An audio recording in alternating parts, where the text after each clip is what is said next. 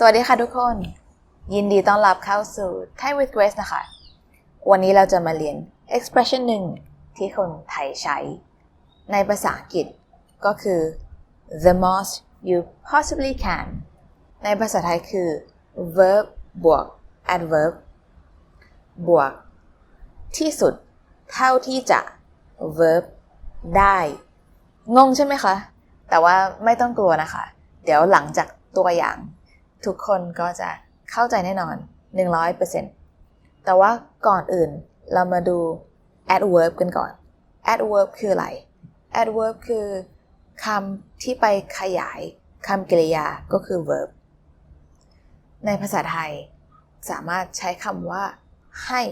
แล้วก็ adjective รวมกันเป็น adverb ได้ตัวอย่างกินให้เร็ว eat quickly พูดให้ช้า speak slowly ทำให้ดี do it nicely ฝึกให้บ่อย practice frequently หลายๆคนอาจจะเคยเห็นกินเร็วๆพูดช้าๆทำดีๆฝึกบ่อยๆใช่ไหมคะแต่ว่าการใช้ให้ก็มีความหมายเหมือนกันเป็นการทำให้เป็น adverb ซึ่งในแพทเทิร์นนี้เราต้องใช้คำว่าให้เรามาดูตัวอย่างกันนะคะ to read as much as you possibly can ภาษาไทยคืออ่านให้มากที่สุดเท่าที่จะทำได้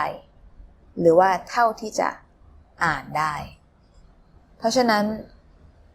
before the test I have to read the book as much as I possibly can ภาษาไทยก็คือก่อนสอบฉันต้องอ่านหนังสือให้มากที่สุด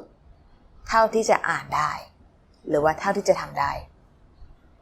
to eat as much as possible คือกินให้เยอะที่สุดเท่าที่จะทำได้หรือเท่าที่จะกินได้เพราะฉะนั้น it's a buffet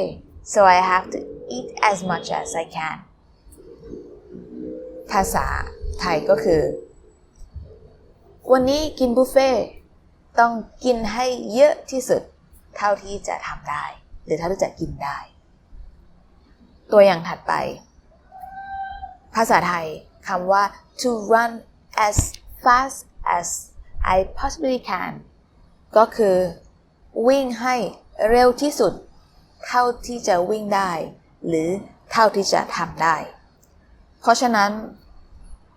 you have to run as fast as possible if you want to win this game ในภาษาไทยก็คือต้องวิ่งให้เร็วที่สุดเท่าที่จะวิ่งได้ถ้าอยากจะชนะการแข่งขันนี้ตัวอย่างถัดไปสมมติว่าคุณมีเพื่อนชื่อเดือนแล้วคุณอยากจะสนิทกับเดือนไปนานๆคุณจะพูดว่ายังไงคะ I want to be friends with เดือน as long as possible ฉันอยากจะสนิทกับเดือนให้นานที่สุดเท่าที่จะทำได้ตัวอย่างสุดท้าย to spend time ในภาษาไทยคือใช้เวลา literally to use time to spend time with family คือใช้เวลากับครอบครัวสมมุติว่าอีก2 เดือนคุณจะต้องไปเรียนต่อต่างประเทศแล้ว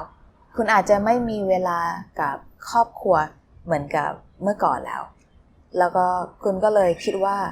I need to spend as much time as possible with my family ในภาษาไทยคุณจะพูดว่ายังไงคะฉันต้องใช้เวลากับครอบครัวให้มากที่สุดเท่าที่จะทำได้ถ้ามีใครสนใจอยากจะดูตัวอย่างเพิ่มเติมแล้วก็ฝึกเพิ่มเติมกับแพทเทิร์นนี้ที่ Grace พูดถึงในวันนี้แล้วก็อยากจะฟังคำอธิบายเป็นภาษาอังกฤษอย่าลืมเข้ามาใน Patreon ของ Grace นะคะ Grace จะใส่ลิงก์ Patreon ไว้ที่ description ข้างล่างแล้วก็ใน pin comment ลองเข้ามาดูนะคะก็ขอบคุณมากนะคะทุกคนที่ดูวิดีโอนี้เราก็เจอกันในวิดีโอหน้าบ๊ายบาย